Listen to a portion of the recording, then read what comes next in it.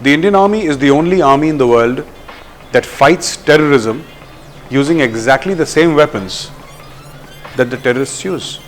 The terrorists will use an AK-47, the Indian Army uses an AK-47. The terrorists may use an RPG, the Indian Army uses a rocket launcher, and so on and so forth. Look at what is happening in our immediate neighborhood. Look at Pakistan. After the very unfortunate attacks on APS Peshawar, in which more than 120 or 130 school children were killed, within 24 hours, Pakistan launched airstrikes using F-16 fighter aircraft on its own population. Now, these are not accurate weapons. These are not specific weapons. These are area weapons. So you see, no country in the world, including our immediate neighbor Pakistan, including China, we are being more than fair. I think the Indian Army is more than fair. People like Arundhati Roy, they will go to Dal Lake, they will go to Srinagar, they will meet separatists, and suddenly a Kashmir expert is born. And that Kashmir expert has the God-given right to spout nonsense, speak whatever they wish on social media, on mainstream media, and the media is very happy to cover it. I think the media should check the antecedents of the people who make such comments. They say that दुनिया में कतील उससा मुनाफिक नहीं कोई जो जुल्म तो सहता है बगावत नहीं करता. It is our moral duty to fight against wrong, and that is what we are doing. We are countering malicious narrative which has been going on for 68 long years. It's very easy, for some unknown nobody to come out of nowhere, cast aspersions on the fair name of the Indian Army, literally abuse the Chief of the Army Staff, calling him General Dyer, and suddenly what do you have? You have stardom for free. Suddenly you become the darling of the left-leaning intelligentsia of this country. You become the darling of certain sections of the mainstream media. And what have you paid for it? You paid nothing. It's free of cost. All you need to do is abuse the Indian Army. And that is what these people have been doing. They must be countered. They have to be countered. I think there is also amongst the Indian bureaucracy, there is this fear of the unknown. They don't understand the Indian Army. It is a highly disciplined force. The Indian Army will not make a loose comment. They will not comment on things which are going on, perhaps an operation, perhaps a problem with the civilian administration. The army never comments. And I think this silence has been taken for granted by too many people. When the NIA conducted this series of raids across Kashmir, also Sonipat, also Delhi, you can't just have counter-insurgency operations without targeting the source of the funds. How are these funds generated? Because everybody needs to be paid. Nobody is doing it for free. The terrorist who's storming an army camp is not doing it for free. The stone pelter who's throwing stones is not doing it for free. The Hurriyat certainly is not doing it for free. Nobody's doing it for free. It requires vast sums of money. The NIA raids have proved that people from all religions are involved. People will do anything for money.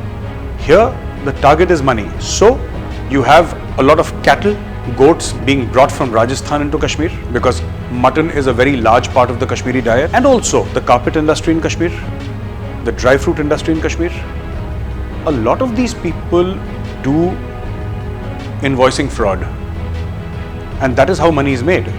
So typically, for something that costs 50 lakh rupees, they will pay 2 crore rupees and then get back that 1.5 crore rupees, or maybe 1.25 crore rupees after giving that man his cut and after making sure that he's comfortable. And this money is distributed among terrorist groups. This money is distributed amongst stone pelters. And this is how it keeps on going, which is why it is very important. I think it's a very positive step that the government has taken, in which, they have said that parallel to fighting terrorism, it is also important to fight and choke terror funding. This is the first step to choke terror funding. Half of the time Kashmir is under band, under lockdown. Half of the time they are stone pelting. फिर भी कोई malnutrition का case नहीं है, फिर भी कोई farmer suicide नहीं है. सबके गाल ऐसे लाल लाल गुलाबी हो रखे हैं वहाँ पे. I want to understand, where is this money coming from? When I made this comment about the Gulabi girl, I got a lot of flack from Kashmir, A lot of people send messages on Facebook and on Twitter saying that you're jealous because Kashmiris are so fair and good looking. I said, you're fair and good looking, God bless you. But that is not the point. You know, in that entire debate, you've got just one piece, one small piece, a small part of a sentence, and you're playing it up. You know, the main thing is, where is the money coming from? How do you survive in Maharashtra, in Telangana, in Andhra Pradesh, which are, by the way, well-to-do states? There are farmer suicides when there is failure of monsoon, when farmers cannot pay back the loans that they take from local loan sharks. Have you heard of such a case in Kashmir? No. Where is this money coming from? That is what I want to ask the separatists. This is my question. The point is not whether you're fair and beautiful. If you're fair and beautiful, God bless you, good for you. लेकिन ये हराम का पैसा कहाँ से आ रहा है? इसका जवाब किसी ने नहीं दिया। और यही हमें सवाल का जवाब ढूंढना है, और NIA जो है वो भी यही सवाल का जवाब ढूंढने गई थी श्रीनगर, दिल्ली, सोनीपत। ये हराम का पैसा आ कहाँ से रहा है? कौन दे रहा है पैसा? Who's keeping this entire so-called आज़ादी comedy afloat? Who's funding it? मैं कश्मीर के उस हर संगबाज से मुखातिब हूं जो पैसा लेके पत्थर फेंकता है। ये जो आपको पैसे मिलते हैं, आपको मालूम हो कि हराम की कमाई है। और हराम की कमाई क्यों है? अगर आप अपनी हरकत से किसी को चोट पहुंचाते हैं और उसके लिए आपको पैसे मिलते हैं, यह कमाई हराम की है। यह आपको पता होना चाहिए, और आपको यह भी पता होना चाहिए कि आपका दीन इसकी बिल्कुल भी इजाजत नहीं देता।